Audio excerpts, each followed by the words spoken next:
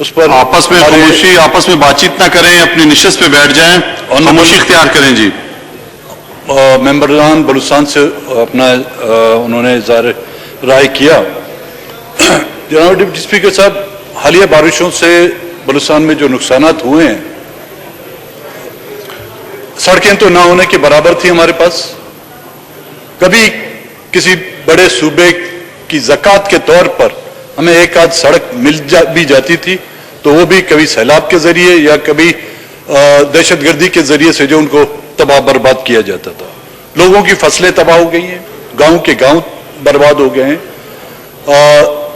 زراعت جو ہمارے زرعی علاقے تھے، بالخصوص آپ کے نصیر آباد کے اور ڈیرہ مراد جمالی کے علاقے، ان میں جو بارش نے جو تباہی مچا دی ہے، اب اس کو خداوند تعالیٰ کی طرف سے مصیبت ہے، اس کا مقابلہ ہمیشہ ہم نے کرتے آ رہے ہیں. لیکن ہمیں افسوس ہوتا ہے کہ حکومت کی بے حسی. اگر آج یہ اعلان کیا جاتا کہ بلوچستان کے ان علاقوں میں ایک بڑی مقدار میں گیس نکل آئی ہے تو وزراؤں کی جو قطاریں لگی ہوتی. اگر یہ اعلان کیا جاتا کہ اس علاقے میں تیل کے ایک بڑے ذخائر موجود ہیں تو کوئی بھی منسٹر میرے خیال میں اس جگہ پر جانے سے نہیں کتراتا. اگر یہ کہا جاتا وہاں پر کہ سی پیک کے نتیجے میں وہاں پر اربوں ڈالر کی جو ہے امداد لی جا رہی ہے یا کچھ پروجیکٹ لائے جا رہے ہیں تو وزراء اعظم سے لے کر صدر تک بھی اس علاقے کے دورے کرتے. لیکن شاید ہماری فصلوں کی تباہی اپنی جگہ پر، ہماری تو لاشوں پر کوئی آنسو بہانے والا نہیں ہوتا. تو میری آپ سے بھی گزارش ہوگی، حکمرانوں سے بھی، حکومت سے بھی یہ گزارش ہوگی، چاہے وہ مرکزی حکومت ہو صوبائی، ان نقصانوں کا ازالہ کریں جس سے ہاں. اور یہ ہم روز اول سے کہتے آ رہے ہیں کہ بلوچستان میں بارشوں کے نتیجے میں جو پانی ضائع ہو رہا ہے، خدا کے واسطے وہاں پر چھوٹے بڑے ڈیم بنا دیے جائیں. اگر آج 20 سال پہلے یہ منصوبے بنا دیے جاتے تو نہ ہی نصیر آباد، نہ ہی جلمکسی، نہ ہی خزار و کرخ کے علاقے جو اتنے متاثر ہوتے. لیکن ہماری کسی نے نہیں سنی. آج سے 2 دن پہلے 8 اگست کا دن تھا. جناب ڈپٹی اسپیکر صاحب، آپ کا تعلق بھی اس کوئٹہ شہر سے ہے. چند سال پہلے 8 اگست کے دن بلوچستان کے وکلاؤں کی ایک بڑی تعداد کو ایک بم دھماکے میں، خودکش بم دھماکوں میں جو ہلاک کر دیا گیا. کمیشن بٹھائے گئے، نتیجہ کیا نکلا؟ جس طرح کے حمود الرحمان کمیشن کا نتیجہ نکلا، اسی طرح 8 اگست کے کمیشن کا نتیجہ بھی اسی طرح نکلا. تمام لوگوں سے میری گزارش ہے، آپ نے کچہری لگائی ہوئی ہے، بیٹھ جائیں اپنی اپنی نشست پہ. اگر کسی نے بہت ضروری بات کرنی ہے باہر جا کے بات کر لے، یہاں پہ غور سے سنیں. جی سردار اختر مینگل صاحب. لیکن کیا اس کمیشن کی رپورٹ کو اس ایوان میں کبھی پیش کیا گیا؟ ہمارا کریم جو ہمارے پڑھے لکھے طبقے کا آج بلوچستان کی جوڈیشری جو ہے اپنے اس واقعے کی وجہ سے بالکل اس یتیم خانہ سا بن گیا ہے. ہمارے بہت ہی معتبر اور قابل وکلا اس میں شہید کیے گئے. لیکن کیا کبھی اس ایوان میں اس کمیشن کی رپورٹ کو زیر بحث لایا گیا ہے کہ اس میں قصوروار کون ہے؟ کیا اس خودکش ایک بچے کی تصویر دکھا کر بار بار ہمیں بہلایا دیا جا رہا تھا کہ نہیں، آپ تمام آپ کے وکلاؤں کا قاتل یہ بچہ ہے؟ اس بچے کے پیچھے ہاتھ کس کا تھا؟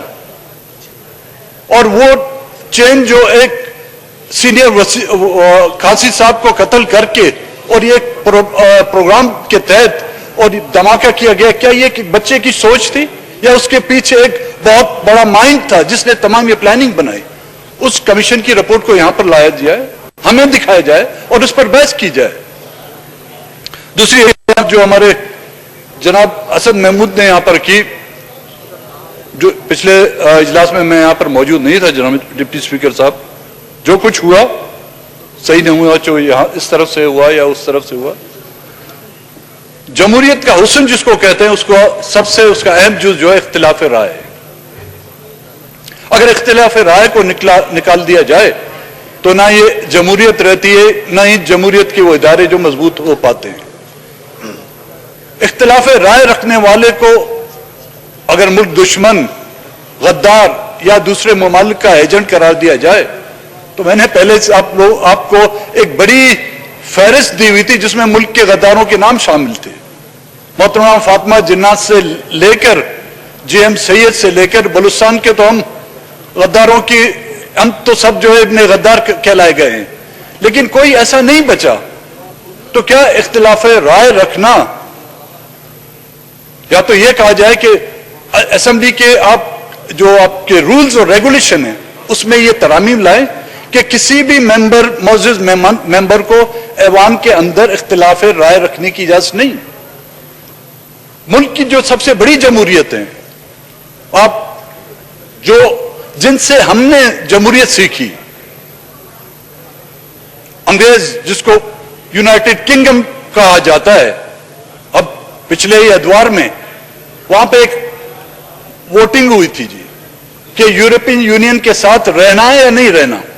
उसमें आवाम ने भी अपनी राय दी, उसमें मेंबरान ने भी अपनी राय दी, और उसमें अक्सरियत राय जो थी वो कहा जी हम यूरोपीय यूनियन के साथ नहीं रहना चाहते। तो उस फैसले को तमाम ने लब्बैक कहा, लेकिन किसी ने यह तक नहीं कहा होगा कि जिसने उस मसले पर इख्तिलाफ राय रखा हो वो यूरोप का जो है एजेंट करार दिया गया हो। उसको किसी मेंबर को यह नहीं कहा गया होगा कि जिसने वहां पर इख्तिलाफ राय रखा हो वो जो फ्रेंच का एजेंट था, स्पेनिश का एजेंट था या पोर्चुगीज का एजेंट था। नहीं, आज तमाम के तमाम जिन्होंने इख्तिलाफ राय भी रखा, जिन्होंने उसके हक में भी राय दी, वो तमाम के तमाम एक ही ऐवान में बैठे हुए हैं, शीरो शकर हैं।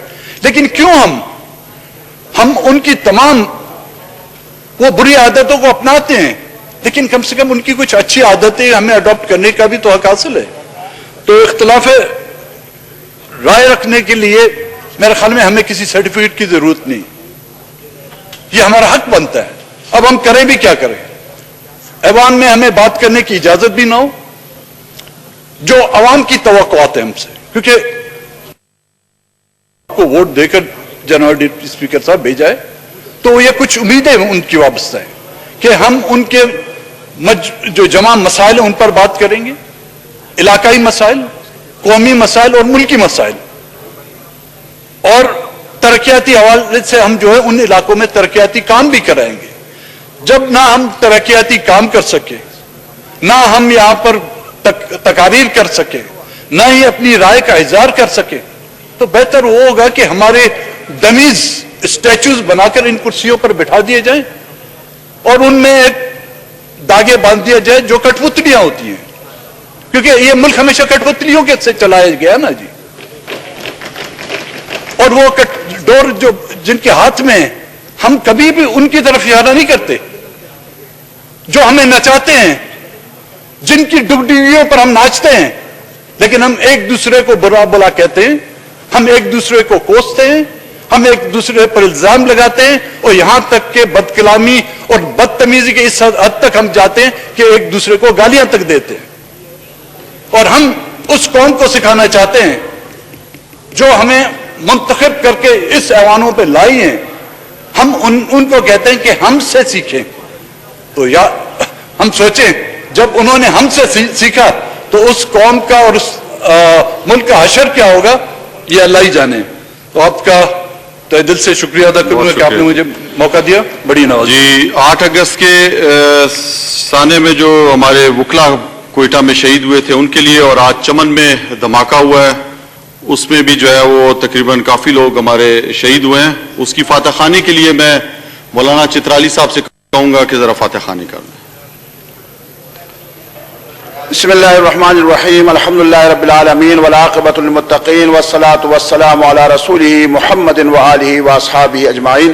परवरदिगार आलम तमाम मरहूमीन की मग़फ़िरत फरमा, उनको अपना दीदार नसीब फरमा, रसूल अकरम सल्लल्लाहु अलैहि वसल्लम की शफ़ाअत उनको नसीब फरमा, جنت الفردوس میں اعلیٰ مقام انہیں عطا فرما. اللہم اغفرہم وارحمہم ولا تعذبہم واجعل قبورہم روضۃ من ریاض الجنہ وسکنہم فی الجنۃ النعیم بحق لا الہ الا اللہ محمد الرسول اللہ. جناب اسپیکر میں 1-2 منٹ بات کرنا چاہ رہا ہوں. ویسے بھی آپ نے فلور مجھے دیا ہے.